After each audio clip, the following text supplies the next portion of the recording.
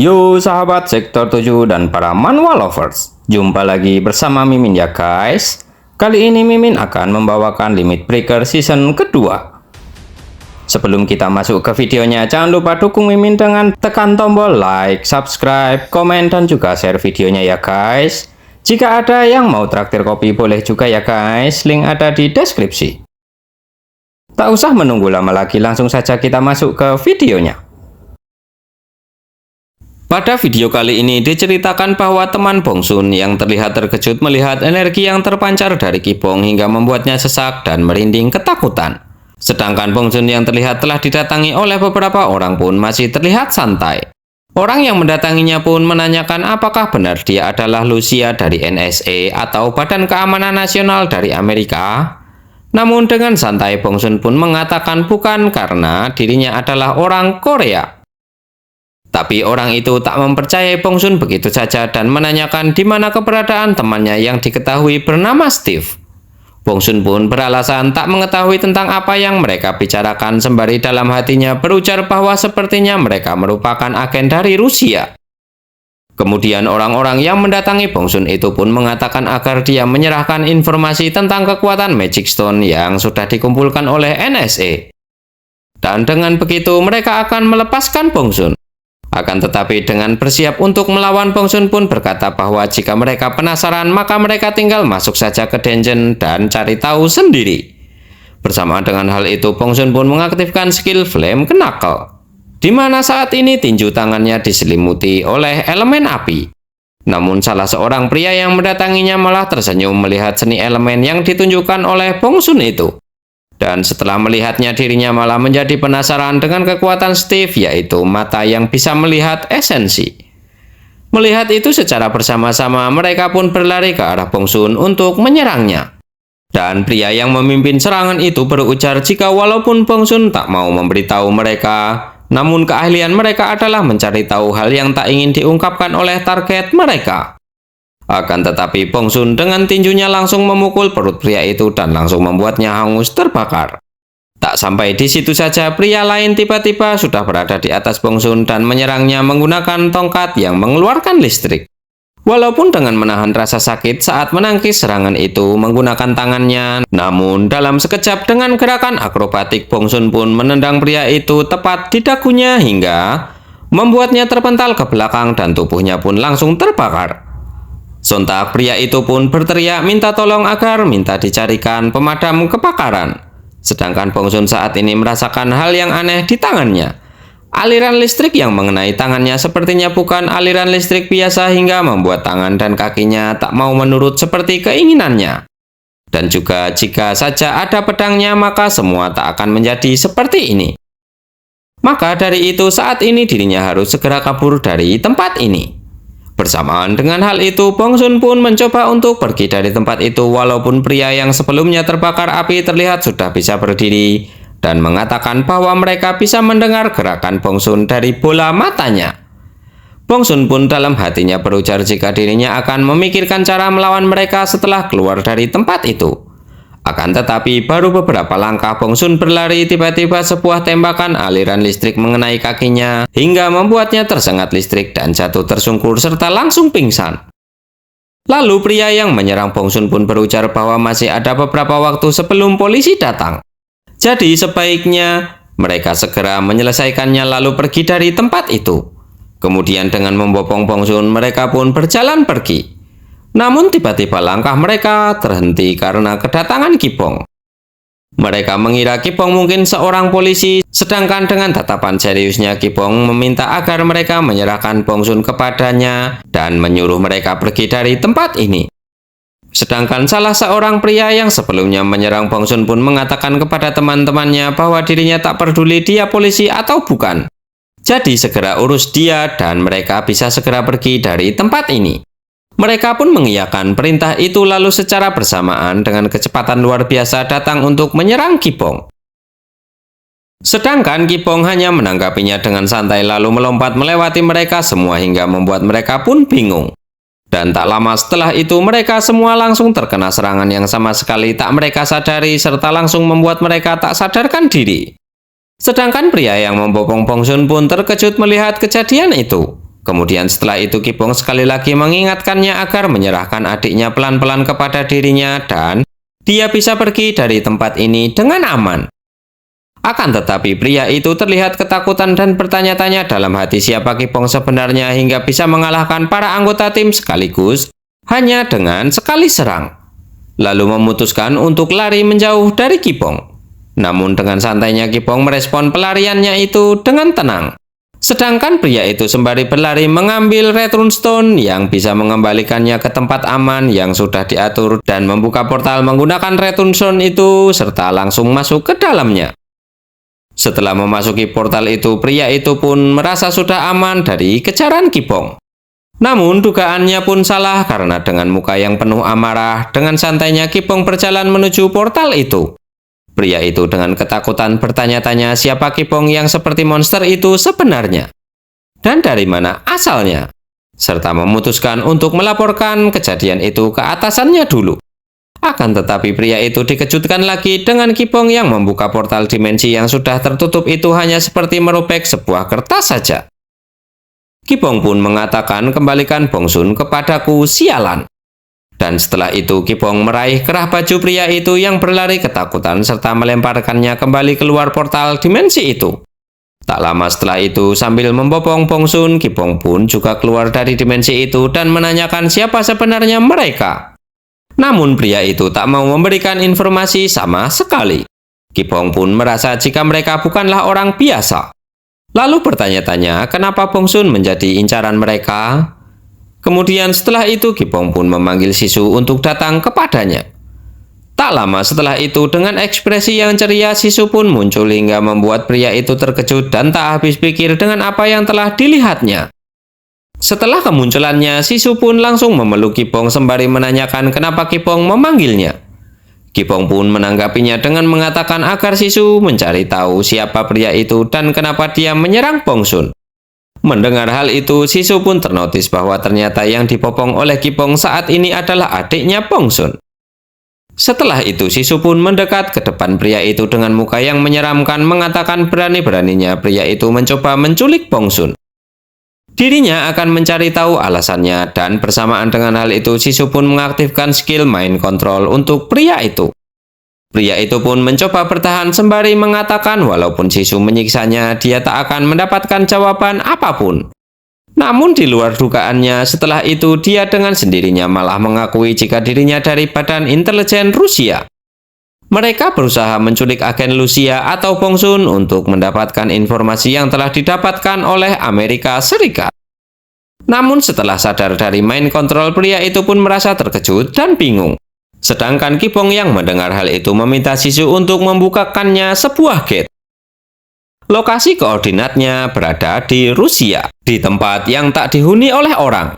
Sisu pun menerima perintah itu lalu membukakan gate sesuai permintaan Kipong tepat di belakang pria itu dan Kipong sementara menurunkan adiknya ke atas lantai.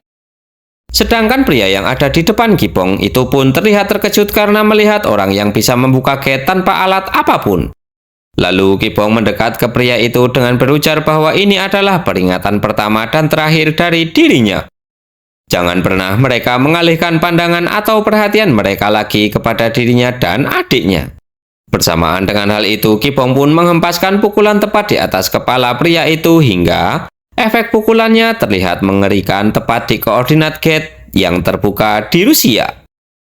Kemudian setelah itu terlihat bahwa Kipong sedang dalam perjalanan pulang ke rumah bersama dengan Sisu yang menggendong Bongsun di punggungnya. Bongsun yang sebelumnya pingsan pun terkejut karena saat ini dirinya sudah digendong oleh kakaknya itu. Sedangkan Kipong berujar jika ternyata adiknya saat ini sudah semakin berat.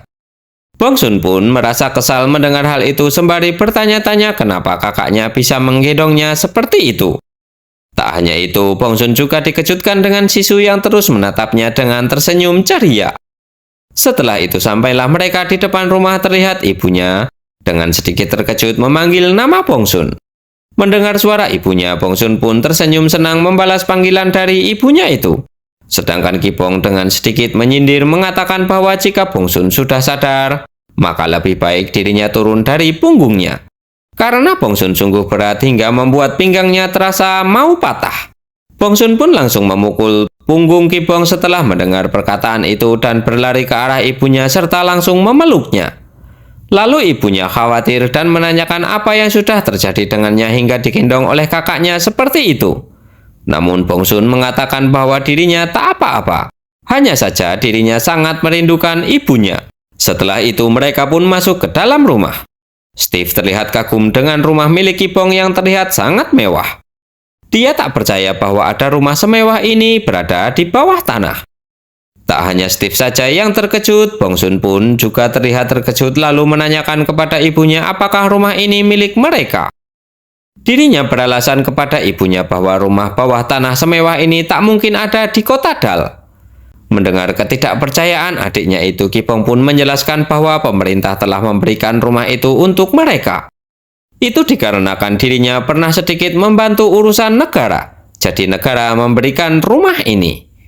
Namun penjelasan dari Kipong masih belum bisa diterima oleh Bongsun dan menanyakan kebenarannya itu kepada ibunya. Sambil tersenyum, ibunya pun mengatakan bahwa apa yang dikatakan oleh Kipong semuanya benar.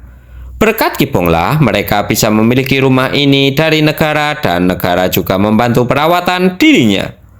Bongsun yang mendengar hal itu mau tak mau harus mempercayainya karena ibunya sudah membenarkan kata-kata Kipong kepadanya. Kemudian menoleh ke arah Sisu dan menanyakan siapa Sisu sebenarnya serta apa hubungannya dengan kakaknya.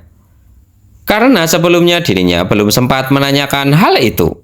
Lalu sambil menggenggam tangan Kipong, Sisu pun ingin menjelaskan hubungan antara dirinya dengan Kipong, namun Kipong langsung menghentikannya serta mengatakan kepada Bongsun bahwa dirinya akan menjelaskannya nanti kepada Bongsun. Untuk sekarang lebih baik bagi mereka untuk makan dulu. Bongsun pun tak bisa berkata-kata lagi dan mengatakan bahwa hubungan kakaknya dan Sisu terlihat sangat mencurigakan. Kemudian setelah itu terlihat Bongsun dan Steve berada di luar sembari menikmati penampakan kota di malam hari yang sangat indah. Lalu dengan wajah yang sedikit murung, Bongsun pun memberitahu kepada Steve bahwa pemerintah Rusia sedang mengincarnya. Mendengar hal itu, Steve pun terkejut karena mereka mengincar Bongsun dengan memanggil namanya Bongsun. Sedangkan Bongsun yang mendengar namanya dipanggil terlihat marah serta mencengkeram kerah baju Steve sembari mengatakan bahwa dirinya tak mau Steve memanggilnya Bongsun, tapi panggil dirinya dengan nama Lucia. Steve pun beralasan dirinya memanggil Bongsun seperti itu karena semua orang yang ada di sana memanggilnya dengan nama itu. Bongsun pun menghela nafasnya mendengar jawaban dari Steve itu. Lalu mengatakan bahwa intinya yang diincar oleh agen Rusia itu adalah informasi tentang Magic Stone yang dirinya miliki. Steve pun hampir salah memanggil nama Bongsun dan malah memanggilnya dengan nama Bongxia yang membuat ekspresi Bongsun menjadi aneh. Lalu Steve menanyakan bagaimana Bongsun bisa lepas dari mereka. Karena sepertinya mereka bukan orang sembarangan yang mudah untuk dikalahkan. Bongsun yang mendengar pertanyaan itu menghela nafasnya dan menjelaskan bahwa dirinya juga tak tahu hal itu. Karena dirinya sebenarnya sudah ditangkap oleh mereka. Namun begitu sadarkan diri, dirinya sedang digendong oleh kakaknya. Lalu menanyakan kepada Steve apakah dia sudah mencoba untuk menyeken kakaknya dan apakah dia juga seorang player. Mendengar hal itu, Steve pun agak tergagap menjawabnya karena dirinya sudah berjanji untuk merahasiakan kekuatan Kipong dari Bongsun. Jika dirinya memberitahu Bongsun, maka dirinya bisa mati karena hal itu. Lalu dengan muka yang terpaksa dan ekspresi aneh, Steve pun berbohong dengan mengatakan jika dia bukan seorang player. Mendengar hal itu, Bongsun pun mengatakan bahwa benar kata Steve, pasti kakaknya bukanlah seorang player. Kemudian Bongsun pun berpamitan kepada Steve untuk masuk ke rumah duluan untuk istirahat. Karena mulai besok mereka akan menyelidiki tentang dungeon di Korea Selatan. Lalu setelah itu tak terasa pagi pun tiba. Di sana terlihat Steve dan Bongsun sedang berjalan ingin pergi untuk melaksanakan tugasnya. Bongsun pun terlihat kesal karena sedari dirinya keluar dari rumah, kakaknya masih terus saja mengikutinya dirinya.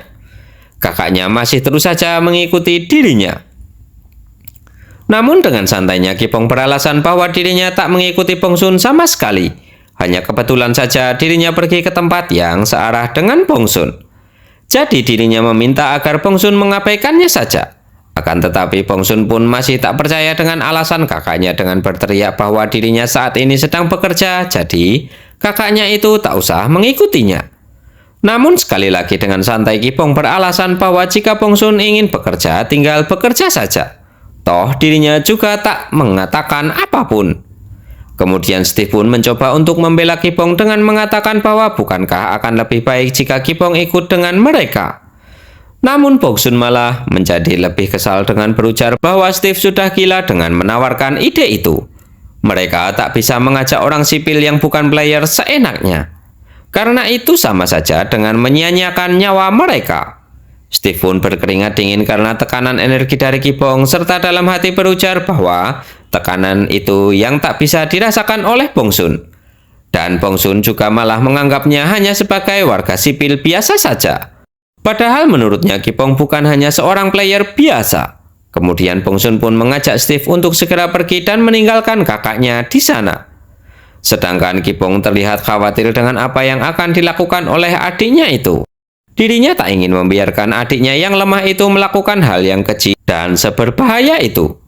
Tak hanya itu, Bongsun pasti akan mengomel kepadanya lagi jika dirinya terus mengikutinya juga.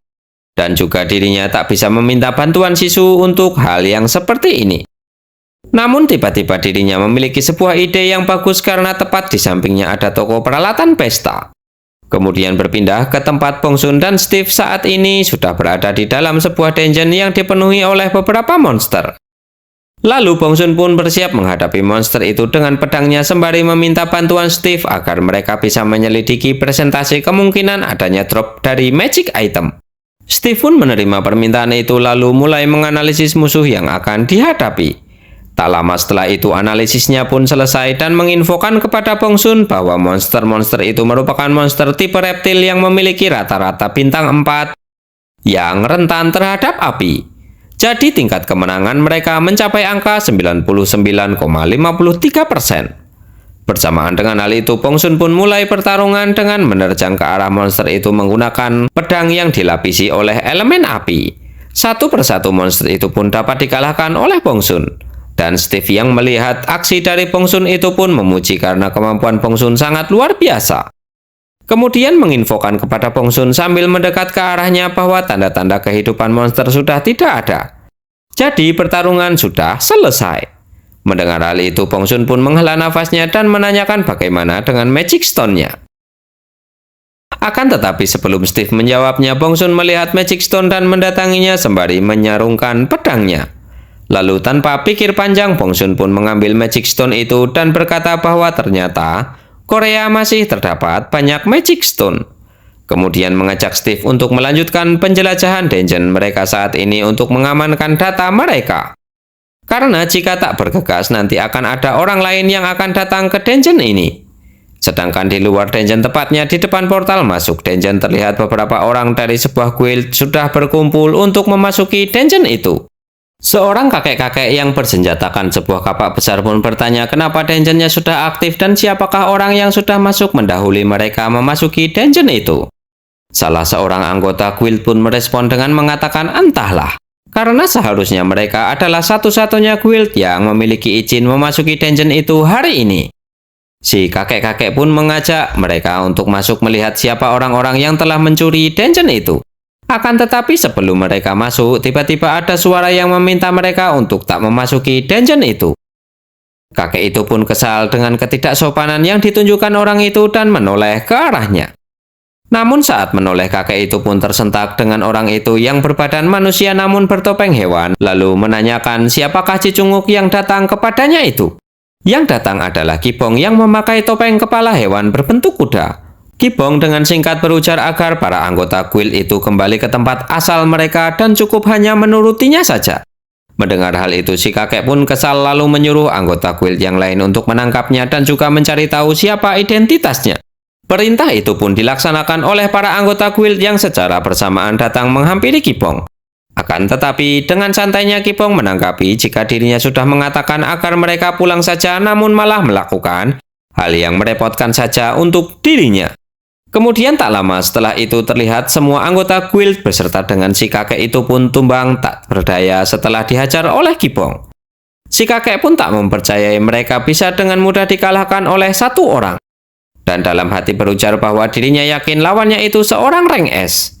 Jika bukan rank S, maka dia tak akan mungkin bisa mengalahkan puluhan anggota elit dari guild ini sendirian. Sedangkan Kipong yang berada tepat di depan portal masuk dungeon mengatakan jika hari ini tak ada yang boleh memasuki dungeon ini dan meminta mereka untuk segera pergi dari tempat ini. Namun si kakek pun bertanya kepada Kipong apakah dia tahu siapa mereka. Kipong pun menjawab bahwa dirinya tak tahu siapa mereka dan si kakek pun dalam hati berujar bahwa karena dia seorang rank S, jadi dia bermaksud untuk tak peduli dengan guild. Lalu si kakek pun mengajak para anggotanya untuk pergi dari tempat ini. Namun salah seorang anggotanya pun keberatan dengan keputusan itu. Namun si kakek menegaskan jika mereka tak kembali sekarang, mungkin mereka akan kehilangan nyawanya di tangan orang itu. Dan akhirnya mereka semua pun setuju untuk meninggalkan tempat ini. Lalu Kipong yang melihat hal itu berpesan agar mereka menyampaikan kejadian ini kepada master mereka. Sedangkan di dalam dungeon terlihat Bongsun yang sedikit kesulitan melawan monster meminta bantuan kepada Steve untuk bisa melompat tinggi ke udara untuk menebas monster yang bertipe burung. Dengan pedang yang ujungnya mengeluarkan api, Bongsun pun menebas monster itu dan bisa mengalahkannya. Lalu saat akan terjatuh di atas tanah, Bongsun mengaktifkan skillnya yaitu Reverse Gravity, agar dirinya bisa mendarat dengan mulus di atas tanah. Dan setelah itu Bongsun pun mengambil Magic Stone yang dijatuhkan oleh monster itu lalu menyimpannya sembari mengkonfirmasi bahwa drop Magic Stone dari bos monster burung sudah diambil. Bersamaan dengan hal itu, penaklukan dungeon pun selesai. Kemudian Bongsun merasa beruntung mereka berdua tak diganggu oleh guild lain saat melakukan penaklukan. Namun reaksi Steve berbeda karena dia malah merasa ada yang aneh. Mereka berdua sudah lama berada di dalam dungeon namun tak ada yang datang sampai bos berhasil dibunuh. Itu bukanlah sebuah keberuntungan belaka. Itu adalah hal yang sangat aneh. Di mana seharusnya di Korea dungeon diatur dengan sangat ketat oleh masing-masing guild, namun dengan mudahnya mereka melakukan penaklukan tanpa gangguan dari guild lain. Bongsun pun membenarkan kecurigaan dari Steve itu lalu berujar bahwa dikarenakan hal itulah dirinya mengambil banyak Magic Stone yang berharga itu untuk berjaga-jaga agar bisa segera kabur saat mereka mendeteksi keberadaan dirinya dan juga Steve. Dengan muka yang serius, Steve pun masih bertanya-tanya apakah saat ini mereka benar-benar sedang beruntung atau tidak. Namun Bongsun langsung memukul punggung Steve dengan mengatakan agar mereka berdua tak perlu memusingkan hal itu dan mengajaknya untuk segera pulang dan melaporkannya kepada atasan. Bersamaan dengan hal itu, Bongsun pun mengaktifkan Return Stone dan mereka berdua pun langsung pergi dari dalam dungeon itu. Sedangkan di tempat lain di sebuah atap gedung terlihat seseorang sedang menikmati segelas es lemon tea dengan santainya. Diketahui dia merupakan pemimpin tim perdagangan luar negeri Guild Naga Biru yang bernama Hyunjun dan seorang player ranking 11 Korea. Di sana terlihat anggota guildnya yang datang menghadap ke dirinya dengan kondisi babak belur pun terkejut dan bertanya siapakah orang yang telah membuat mereka menjadi seperti itu. Diketahui juga bahwa ternyata si kakek dan kelompoknya yang dihajar oleh Kipong merupakan anggota dari Guild Naga Biru. Si kakek pun menjelaskan bahwa dirinya tak tahu siapa yang menghajar mereka karena dirinya baru pertama kali bertemu dengannya. Mendengar hal itu, Hyunjun pun terlihat kesal karena mereka semua dihajar hanya oleh satu orang. Lalu bangun dari duduknya hingga membuat si kakek gemetaran. Kemudian si kakek pun menjelaskan bahwa dia bukan orang biasa dan yakin bahwa ini pertama kalinya mereka bertemu dengan rank S seperti itu. Dengan muka kesal yang tak bisa disembunyikan lagi, Hyunjun pun menanyakan apa benar dia seorang rank S. Sekali lagi si kakek pun membenarkan hal itu dan menambahkan lagi bahwa dirinya juga baru pertama kali bertemu dengan rank S itu. Hyunjun yang awalnya kesal pun tersenyum serta menanyakan seperti apa orang itu sembari berjalan meninggalkan tempat itu. Awalnya si kakek ragu mengatakannya namun akhirnya memberitahu bahwa orang itu berkepala kuda. Sontak jawaban itu membuat Hyunjun tersentak dan menghentikan langkahnya sejenak. Namun setelah itu dengan senyuman menyeramkan mengatakan bahwa sepertinya dia merupakan orang yang menarik. Kemudian berpindah di tempat Snacker berada saat ini. Terlihat bahwa dia sedang termenung memandangi pohon sembari berujar bahwa hal ini seru juga. Namun Dragonov menyela perkataan Snacker dengan berujar bahwa tak ada yang seru sama sekali karena dirinya saat ini sedang merasa bosan. Semenjak terakhir kali dirinya bertarung dengan Taerim, mereka tak melakukan apapun sama sekali. Snaker pun menanggapinya dengan mengatakan bahwa saat ini mereka tak ada pilihan lain lagi. Kemudian Dragunov menduga jika itu semua pasti disebabkan oleh Gu Songryeong. Akan tetapi Snaker pun menyangkal hal itu. Walaupun wanita itu cukup hebat, namun tak ada yang tak bisa mereka kalahkan. Lalu Dragunov pun kembali berkata bahwa mereka sudah memutuskan untuk bekerja sama dan datang ke negara kecil ini. Jadi mau sampai kapan mereka hanya akan menjadi pihak yang berusaha menjawab pertanyaan. Serta meminta agar Snaker mengatakan apa yang ada di pikirannya saat ini agar tak membuat dirinya merasa frustasi seperti ini. Mendengar hal itu, Snaker pun akhirnya menjelaskan bahwa dia yang telah menghapus ingatan mereka tak bergerak, jadi mereka juga tak bisa bergerak dengan cepat. Dragunov pun menebak bahwa orang itu kemungkinan sedang bergerak saat ini, makanya Snaker menganggapnya menjadi seru. Kemudian Snaker pun menambahkan penjelasannya bahwa belum lama ini di pulau tak berpenghuni di Rusia yang seukuran dengan semenanjung Korea telah terjadi penguapan total. Pemerintah Rusia menyembunyikan kejadian itu. Tapi dirinya yakin bahwa itu adalah ulah dia. Jadi saat ini mereka harus mencari tahu kenapa orang itu muncul dan melihat apakah mereka memiliki sebuah kesempatan untuk memperoleh dia. Dragunov pun terkejut lalu menanyakan kenapa Snaker mau melakukan tindakan sebodoh itu dan mau menggunakan cara seperti apa dia melakukannya. Snaker pun menanggapinya dengan mengatakan bahwa dirinya sudah memiliki sebuah cara lalu membuka portal dimensi dan mengajak Dragunov untuk memastikan siapakah identitas dia sebenarnya. Kemudian berpindah di tempat Kipong saat ini terlihat dia sedang bertarung dengan para player yang ingin memasuki sebuah dungeon. Namun daripada bertarung, tingkah Kipong saat ini hanya seperti dirinya sedang bermain-main dengan para anak kecil. Karena dengan mudahnya Kipong mengalahkan mereka tanpa usaha yang berarti. Bagaimanakah kelanjutan ceritanya? Kita lanjutkan di video berikutnya ya guys. Terima kasih sudah menonton. Jumpa lagi dan bye-bye.